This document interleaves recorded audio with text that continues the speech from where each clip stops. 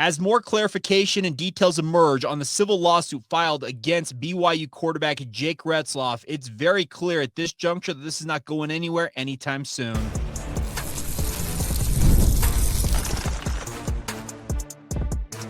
You are Locked On Cougars, your daily podcast on the BYU Cougars, part of the Locked On Podcast Network, your team every day.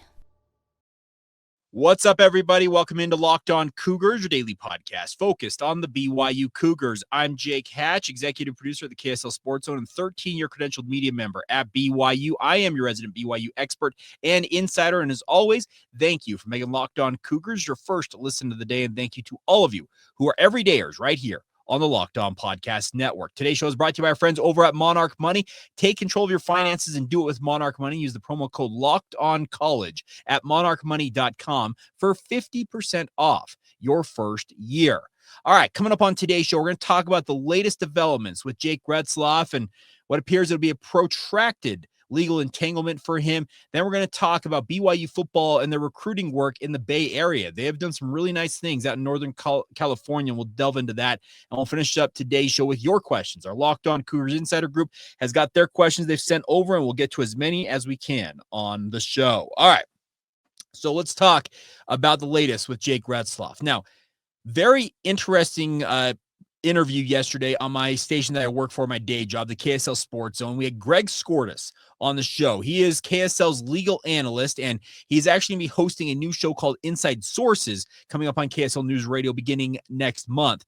But he is a long time and distinguished litigator, prosecutor, criminal defense attorney. He knows more about the law and legal system than I could ever hope to know. And he joined Hans Olsen on Hans and Scotty G during our midday show that goes from noon to 3 and had some very interesting points to make about the Jake Retzlaff situation. Because as I mentioned, Greg has been doing law, and I said on both sides of it, prosecuting and as a defense attorney for, I think it's 4+ decades. The dude's as experienced as they come. He has seen essentially every which way a legal situation can go. And I think the biggest thing to take away from his comments yesterday, and I wish I had the video available. We are working on that. I'm hoping at some point I might be able to use that video. But the point he made in his appearance, I thought stood out above all else, is that I have had numerous Cougar fans via text, via social media, via DM, comments on YouTube who have said, what is the timeline? Like, how long is this going to take? And Greg Skordas, he dumped a cold bucket of water on that, saying that he thinks 2026 at best. Now, there is precedent for this. The situation is this is not a criminal matter. If it was a criminal offense that he had been charged with, and that has not necessarily been ruled out, Greg Skordas was clear that they could still criminally charge Jake Retzlaff if the Provo Police Department decided to pursue the case any further. They could do that. He doesn't think they will do it. He thinks that the fact that they've investigated, and as they said in their statement, they had no, quote, actionable leads, unquote, to follow up on. He thinks that criminal charges are not likely. That's why this ended up in a civil lawsuit. But as he mentions, in a criminal complaint, you have the right to a speedy trial. You can waive your preliminary hearing rights and all that stuff and get the trial done ASAP if you so choose. He said in civil matters like this, it's drawn out. It takes time. And a lot of times it can take months, if not years. And he said 2026 at best, he thinks, will be the first time this case sees the inside of a courtroom. Obviously, there's discovery that will go on both sides. If it goes to trial, obviously the prosecution as well as the defense will have to have preparation. There will obviously be a convening of a jury. There is a whole litany of things that will happen before that happens. But 2026 means that this football season is going to be done, and Jake Retzlaff's career could be over at BYU at that point. So where does that leave BYU? Heck if I know. That's the other question I've been asked repeatedly, and I am not here to cast judgment on any of this because, quite frankly, I am out of my element. I said on yesterday's podcast when I said I'm playing this right down the middle. I am going to be a TV news reporter, an anchor, and I'm giving you the news as it's come. It's similar to today's podcast because I could see a situation where BYU provisionally suspends a guy like Jake Retzlaff, but at the same time, if they had foreknowledge of this, looked into it, they feel like he is in the clear, they could just leave it alone. There are so many different ways that this could go, and I am not here to say that it's going one way or the other. My personal opinion on where it goes, if you want that, I will just say this. Precedent says that if he has violated the honor code, there will be a suspension of some sort served. Is that season long? Is it some sort of games? Is it during the summer? I'm not going to begin to speculate on that. I just believe that the precedent, based on how I have observed BYU sports over multiple decades, both as a fan and now as a guy who's worked in the media sphere for 15 years, covering BYU in various capacities, it screams to me that there'll be a suspension of some sort. But let me be very honest. Do not go and say Jake Hatch is saying Jake Retzlaff is suspended. I am not saying that in any way, shape, or form. That will ultimately have to come down from the university itself, and they may never even report that he's suspended. That could be the case. I'm saying this is Jake Hatch's personal opinion on this matter. I'm explicitly clear. If I find it on message boards that you say I'm saying that, guess what? That's dead wrong. The other thing, getting back to the point about what Greg Skordas had to say on this, is that he said that the Provo Police Department, he felt like had there been something criminally they could have chased, he said they're pretty aggressive. He said, I've dealt with the Provo Police Department. They are very quick to follow up on any leads that they have. And the statement that the Provo Police Department put out said no actionable leads. And our good friend Mish Coug on YouTube also pointed this out, that there was a quote here, left this part out. Quote, our victim advocates, speaking from the Provo Police Department report, our victim advocates followed up several times to offer services but received no response, unquote. They have done their due diligence, speaking of the Provo Police Department. So there is a lot of still remaining unanswered questions, but based on everything the guy like Greg Skordas has said, and a handful of you who are attorneys at law, and I appreciate your guys' input. You know who you are. I don't want to expose you guys who have also passed along intel to me on how legal matters proceed. Yeah, you said it's months, if not years, that this could play out. One person pointed out to me, and there are different circumstances in all of these cases, but look at what Trevor Bauer dealt with the Los Angeles Dodgers. His civil lawsuit that was filed against him by a woman alleging sexual assault took over 2 years to finally be settled, and he ultimately was exonerated in that. I acknowledge that, but it took 2 years, everybody. This is going to take time, and to think that it's going to be wrapped up and done by the time the season kicks off, now 99 days away from today, we're in this double digits now, seems very unlikely. And the question of if Jake Retzlaff is suiting up for BYU when they take on Portland State in just over 3 months' time, it's anybody's guess. And I'm not, like I said, I'm not even going to begin to speculate on that because it feels like it's a fool's notion to do that at this juncture. All right, coming up next, we're going to flip over and talk a little BYU recruiting. The Bay Area, apparently good things are happening for BYU out in Northern California. A commit and a big-time visit.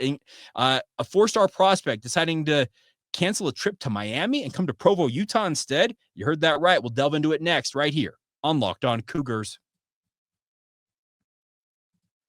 Today's show is brought to you by our friends over at Monarch Money. Now, have you ever checked your bank account and wondered, hey, where did all my money go? Between dining out, online shopping, entertainment, and a bevy of other things, for me, it's a lot of sporting stuff. It's easy to lose track, and that's where Monarch Money comes in. It is your personal CFO, giving you full visibility and control over your finances. It's not just a budgeting app. It is a complete financial command center, helping you track all of your accounts, investments, and spending in one place so you can stop just managing your money and actually build wealth along the way.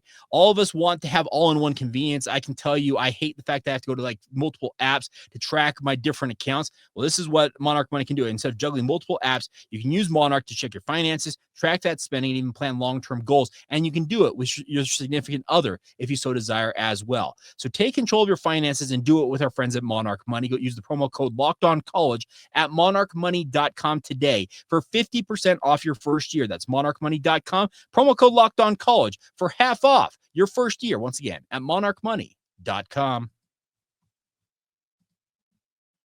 Thank you once again for making Locked On Cougars your first listen of the day. Hope you're having a fantastic Friday. Weather here along the Wasatch Front as we head into the Memorial Day holiday is about as good as it's been all year long. So looking forward to getting out in the sun and hitting the links, maybe a little golf. I don't know. We'll see what happens over the weekend, but hope you guys are all doing well on this Friday.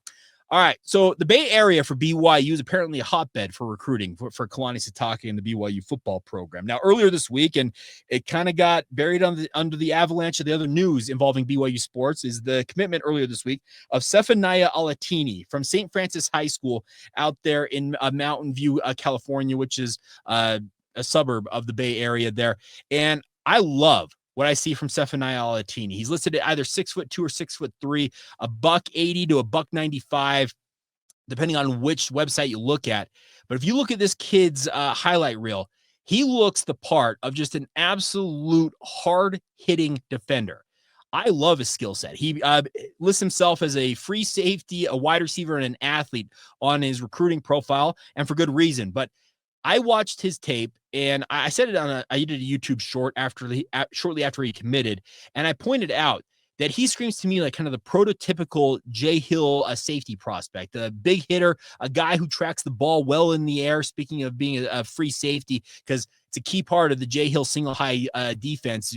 What a single high is, it's one safety. It's the free safety who is usually 15 to 20 yards off the ball, and their job, quite frankly, is to clean up the mess in front of them. The other 10 guys miss a mistake. That free safety's job is to go play cleanup. And that's what Alatini shows, that ability to be that cleanup man, but at the same time, make highlight reel plays.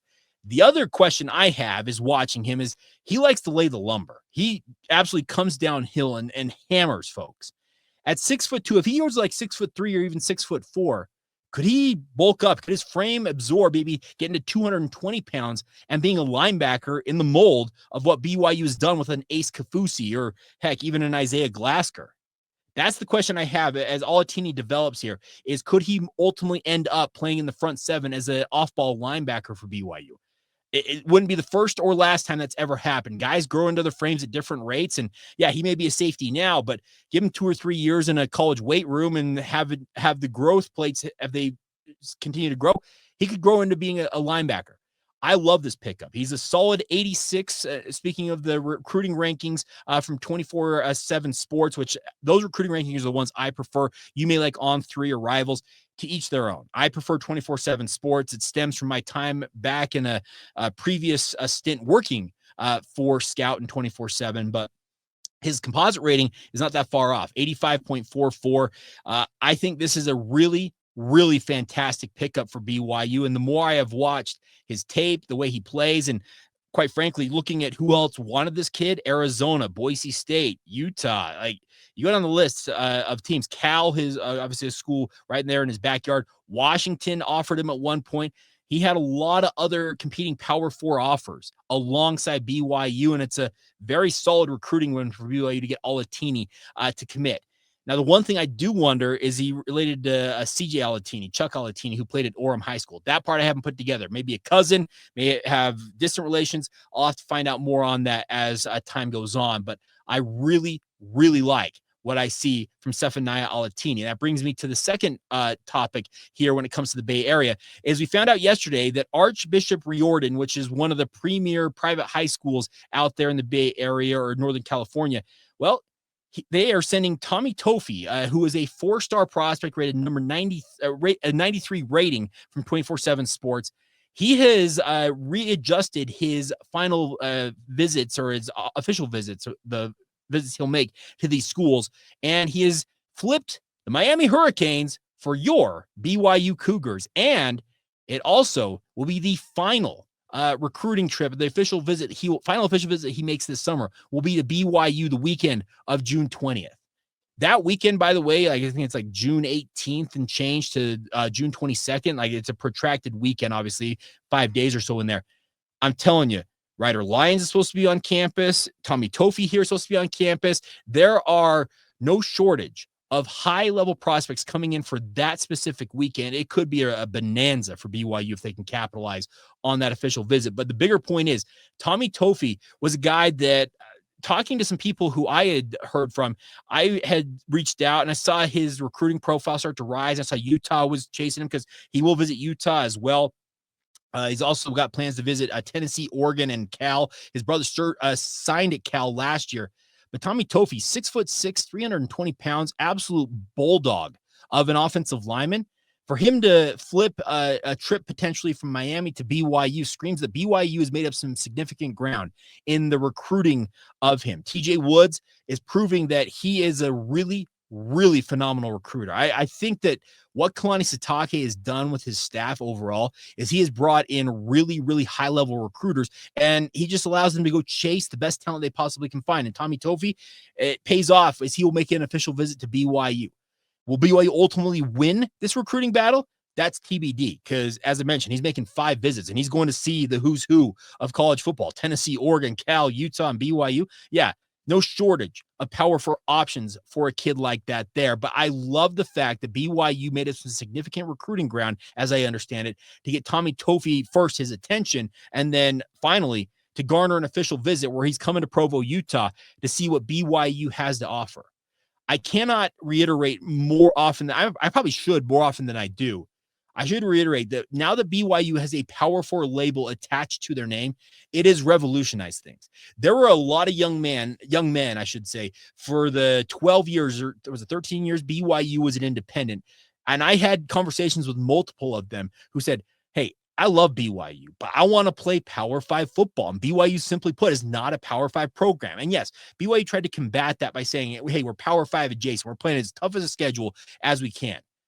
Kids, they want that label. They want to be able to say, I played, it used to be Power 5, now it's Power 4 football. They want to play at the highest level of football possible. And now that BYU is in that group, it has really changed the calculus for BYU on the recruiting front. NIL plays a role, obviously, and BYU has got NIL cash that they can spend as well. But the bigger point you made here is Tommy Toffee was a guy that I had all but written off of BYU having any shot at bringing in. And all of a sudden it pops up. Brandon Huffman from 24/7 Sports writes a great story and says that Tommy Toffee decided he wanted to flip his official visit and he's going to visit BYU. And as he mentions here about the BYU deal, if I can find it, I probably should have this pulled up a minute ago. Yeah, we made it official. We're replacing Miami with a BYU visit. And that was kind of crazy because Miami, much like BYU, kind of a force on the recruiting front. They have brought in a lot of high-level players. They have just, and they are unabashed in saying that, yeah, we're spending money in NIL, deal with it. That's kind of been their mentality on it. But he's a number 6 interior offensive lineman. He's number 90. He's a top 100 recruit nationally. And to get BYU to be his final recruiting visit, his official visit, that says something, because that's going to be the last impression he has before he ultimately decides where he's going to play. And that could really help BYU's chances of adding yet another premier talent to this 2026 class, which is shaping up to be one of the all-time classes, if not the all-time class for the BYU Cougars. All right, we'll finish up this edition of the podcast coming up next, as we always do on a Friday, with your questions. Our Locked On Cougars Insider Group, I throw it out. They respond in force, and we'll get to as many in the time remaining right here on the Locked On Cougars podcast.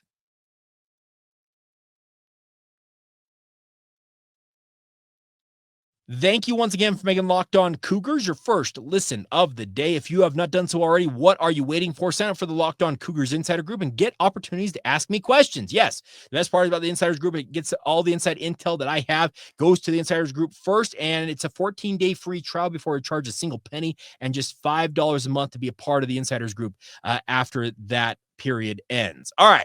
So on to the questions here. So there's a lot of different things going on out there, as you might imagine, but there are great questions coming in. So good question here.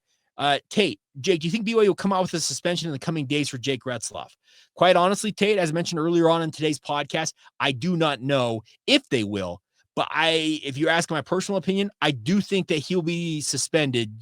That's just what I think will happen based on precedent, having watched other things. But we also are in a brand new era with BYU. NIL, revenue share. They've relaxed the honor code, and relaxed is probably the wrong term, but it's not being enforced, at least as publicly as it once was. So that's something to keep an eye on. But I do personally think that there will be a suspension of some sort levied against Jake, unless he is completely exonerated. That's the only thing that would negate all of it, is if he is completely scot-free, it's proven that the accuser recants, or it's just proven that he did nothing wrong. That would change the calculus. Let's make sure that we point that out here. All right, Gary with a great question here. If Kevin Young were to move on in the next couple of years to the NBA or otherwise, do you think BYU would slide Chris Burgess into the head coaching role to try to keep the structure of what KY has built, or start over with a new coaching search? Sorry, it's a long question. It's not a long question. It's actually a great question. I think that Chris Burgess would be on the short list to replace a guy like Kevin Young if and when Kevin Young decides to leave. Now, he signed a 7-year deal when he got here, and as I understand, I'm fully expecting a reworked deal to be announced or alluded to by BYU at some point after the interest from the Phoenix Suns not that long ago. The other part of it is, now that BYU has shown capability of competing at a very high level and recruiting at a high level, could you get a guy like the Mad Dog himself, Mark Madsen, to come back from Cal to take over BYU? That's the other question. If Kevin Young moves on, I think the top two candidates to take over that job are Mark Madsen and Chris Burgess. Honestly, those are the two that I would interview right away. And yeah, you mentioned the fact that Burgess could keep continuity there. He absolutely could. And I know that Chris Burgess would love nothing more than to be a head coach at the Division I level at some point in his career, if not sooner rather than later. All right, great question here. Let's see. With this, okay, here we go. Mark, will the softball team be able to hang on to their freshman of the year? That's Ilavea Brittingham, unlike last year. It's a great question, Mark. I hope so. I hope that BYU has some NIL money that they can spread around. And I'm going to butcher her name. Ilavea Brittingham has been absolutely awesome for BYU softball. My wife and I, as much as of BYU softball as we would have liked to this year, but when we saw it, she was really, really good. And interest of full disclosure, why I bring up my wife. For those of you who don't know, my wife played for the BYU softball program. She was a scholarship athlete at BYU, and there's an interest and a vested interest, I guess I should say, in that. Let's see. Michael Valentine, BYU allowed Jake to continue to play with administer some sort of punishment. I think I already answered that one, Michael, with the question from Tate. Guy with a good question here. Jake, Guy, I screwed this up here. I'm looking at the wrong thing. Sorry about that. That's awful podcasting here. Oh, here we go. Mark, Jake, I'm interested in your opinion about this. I was just listening to the Pete Sousa show, which I've been on a couple of times. He said Drake Tolan. I thought it made some very interesting comments. His feeling was that BYU is without Retzlaff this year, that it won't be nearly as detrimental to team success as it would be for a team like Iowa State or Arizona State or others who depend so much on their quarterback play. How do you feel about that? And as you mentioned, speaking of Mark, I think that Retzlaff has been a very good quarterback, but not a star quarterback, and that the guys we have backing him up may be able to handle the offense well enough to allow us to win some games. Do you agree or disagree? Thanks for all your coverage in the SAT event in such a sensitive and professional way on our show. I am an everydayer. Well, thank you, Mark, for being an everydayer, first off, and thank you for being an insider group member. To the point that Drake says, I have been pretty clear that I believe that Jake Retzlaff is a good but not great quarterback. Could he become a great quarterback in time? There's always that opportunity, but right now he's a good quarterback. Great quarterbacks elevate their team. Jake, right now, I'm not sure is elevating BYU. I think he's good enough to help BYU, as I mentioned, go to an 11-2 record last year. But yeah, maybe so. Maybe the talent around him makes up for that. And maybe in the case that they're not able to have him, could McKay Hillstead or Trayson Bourget, could they lead BYU? I think that Jake's probably good for 1 to 2 wins. That's just my personal opinion on the matter. So maybe if your expectation was 10 wins with Jake, does that drop it to 8? That's the question. But I can see what you're saying there, and I am inclined to say I can see that. Mark Parrish here. Can Retzlaff still transfer without going through the portal if he and the school agree? No. That's the short answer. Longer answer. Retzlaff, if he were to graduate, could enter the portal at any point. As a grad transfer, you can go in the transfer portal regardless of the time of year. You can go in any time.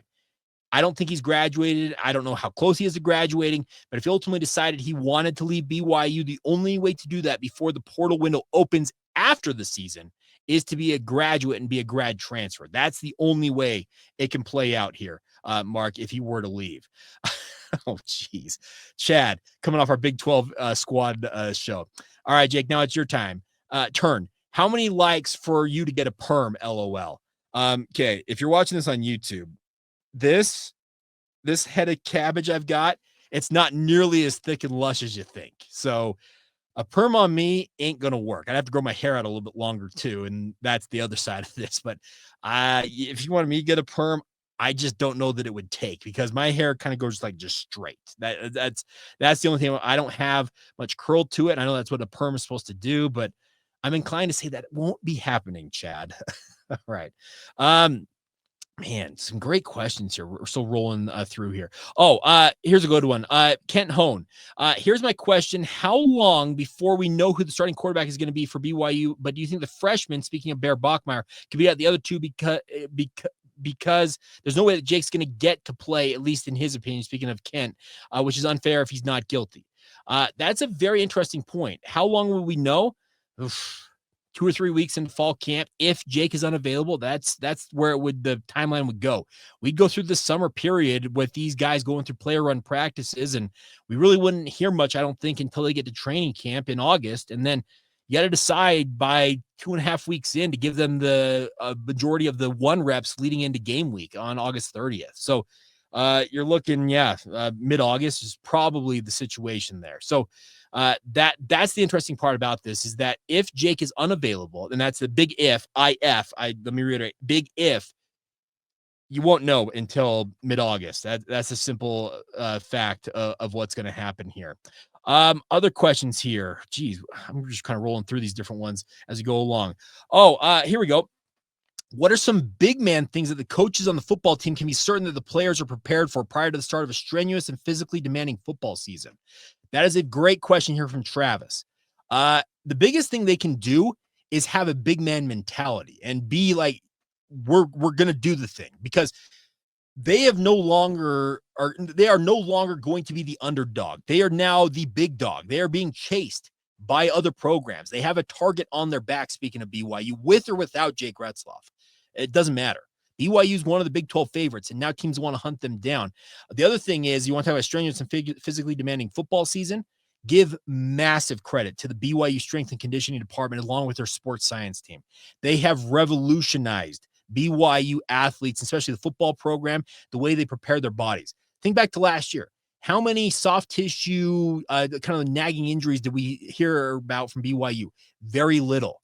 It's because what Ryan Phillips and Dr. Skylar Main, Colby Kloss, and all those guys who are involved in the strength and conditioning and sports science side of things, they have really, really honed in on making sure BYU football players are in peak physical form. And that is really, really underrated in all of this. By the way, Travis also says, by the way, I love your podcast. Someone needs to listen to it on my way to work. You do such a great job. Thank you for your hard work. I am certain you have skills and talents in this field. I appreciate that, Travis. And I feel like I do have some skills and talents in this field. But I think that those are some things to pay attention to and things that will obviously play out here. Let's see. We'll give the final word here as we wrap up things to Landon. This one's off topic, but it's a great question. With the warmer weather here, what outdoor chores do you enjoy the most? Mowing the lawn, gardening, weeding, for examples. If you want me to go those 3, rank them in like power ranking. Number 1, I love mowing lawns. Pulling back the curtain, from the age of 10 until I served my mission for the Church of Jesus Christ of Latter-day Saints, and even after I got home for at least a couple more years. So we're talking a good decade, almost 14 years of my life. I actually was a co-owner of a lawn mowing company. It wasn't big. It was my brothers and my parents. We were all kind of in on it together, but it was a big part of my literally every week life. At Saturdays, we were out mowing lawns for long stretches, and I really enjoy mowing lawns. I don't have much of a lawn myself where I've lived for the past 8 years, and I dream of one day getting out of my, as I say all the time, my closet under the stairs here at my house and actually having a lawn to care more for. I have kind of like strips of grass more than anything else these days, but I dream of the day of actually having my own lawn and be able to take care of it. I mowed lawns for a long time. I really enjoy mowing lawns. We're talking a lot about grass here, but the second thing, gardening or weeding. Gardening would be number 2 on those on that list, and weeding. What a monotonous task. It drives me bonkers. It's a necessary evil. Let's be very blunt about that, because if you're going to garden or you're going to mow lawns, there's weeds. You got to deal with it. But I really do not enjoy weeding. Outdoor chores I also enjoy doing. I actually really enjoy power washing stuff like driveway and whatnot. I did that a fair amount. I also really like cleaning out like a garage. Like my garage, I have a tree out my front yard that it sheds leaves and blow into my garage. My favorite things to do kind of in the spring as it warms up around this time is just to pull everything out of the garage, sweep it all out, make it look, respectable after a winter full of snow, grime, and leaves going every which way. So maybe that answers some of your questions. All right. So there you go. That's going to do it. As always, thank you so much for all your support. Thank you for the compliments. Honestly, yesterday's show, I was really, really uncertain on how it was going to be received. And the feedback was overall pretty positive. So that made me feel a lot better about how I approached it. And I really do appreciate all y'all who reached out, honestly, whichever way you did it, text, phone calls, DMs, messages on YouTube, however you did it. Thank you so much for your support. You guys mean the world to me. I appreciate everything you guys do. Enjoy your Memorial Day. TBD on if I do a show on Monday. I plan to do one, but we'll see how it all goes. But nonetheless, enjoy your long weekend, and we will reconvene next week right here on your daily podcast focused on all things BYU, the Locked On Cougars podcast.